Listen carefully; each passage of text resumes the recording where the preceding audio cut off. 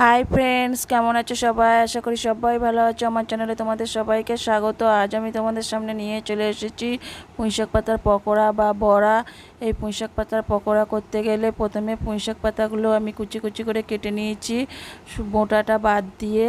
আর এই যে মশারির ডাল বাটা দিয়ে দিয়েছি, এখানে আমি 200 গ্রাম মশারির ডাল বাটা দিয়ে দিয়েছি। তারপরে 1 চামচ আদা রসুন বাটা দিয়ে দিয়েছি।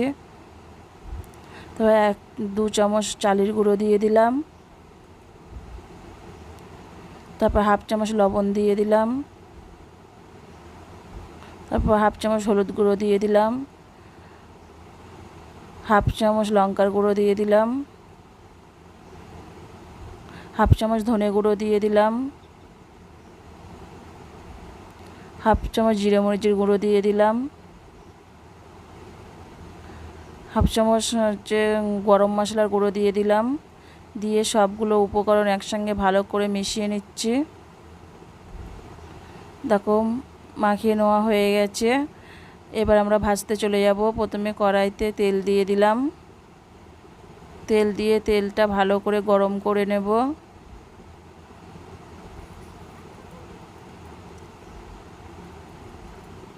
আর বন্ধুরা, এইভাবে বাড়িতে একবার বানিয়ে খেয়ে দেখবে, এটা খেতে খুব সুন্দর লাগে। তোমরা পুঁইশাক পাতা চচ্চড়ি বা ভাজা খেয়েছো, কিন্তু কোনো দিন এরকম পকোড়া করে খাওনি। তোমরা এটা খেয়ে দেখবে, আমি আশা করি বলতে পারি খুব ভালো হবে এবং খেতেও খুব সুন্দর লাগবে। তারপরে আমি এগুলো আস্তে আস্তে পকোড়ার শেপে দিয়ে দিচ্ছি তেলের মধ্যে। যতটা দেওয়া যায় আমি ততটা দিয়ে দিচ্ছি।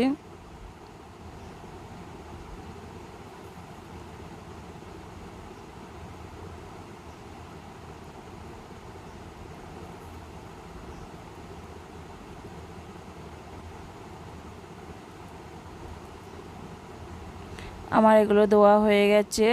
এবার এক পিঠ হতে দেব। এক পিঠ হয়ে গেছে, এবারে অন্য পিঠটা উল্টে দেব।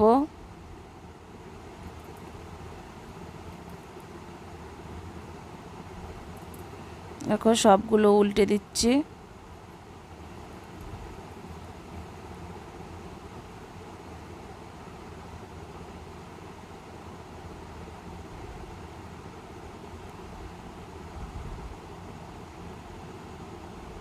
এটা আমরা লাল লাল করে ভেজে নেব এবং এটা খেতেও খুব মুচমুচে হবে।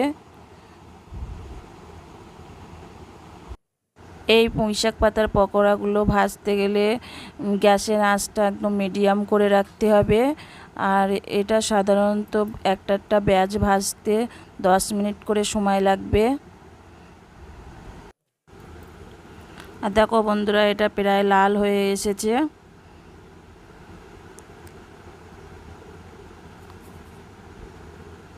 এবার এগুলো হয়ে গেছে, এবার আমরা তুলে নেব।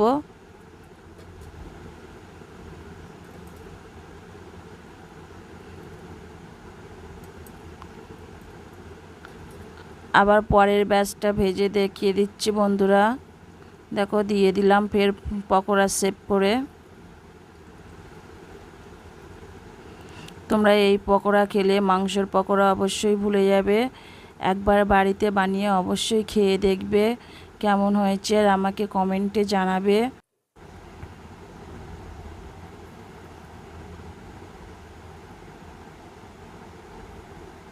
এগুলো একইভাবে উল্টে পাল্টে ভালো করে লাল করে ভেজে নেব। এগুলো ভাজতে একটু সময় লাগে। এবার এগুলো ভাজা হয়ে গেছে, এগুলো তুলে নেব।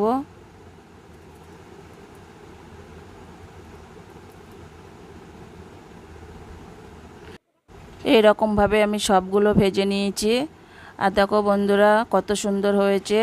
যদি এই রেসিপিটা ভালো লাগে তাহলে অবশ্যই লাইক, কমেন্ট, শেয়ার এবং সাবস্ক্রাইব করতে ভুলবে না। সুস্থ থাকবে, ভালো থাকবে। দেখা হচ্ছে পরের কোনো ভিডিওতে। Bye bye.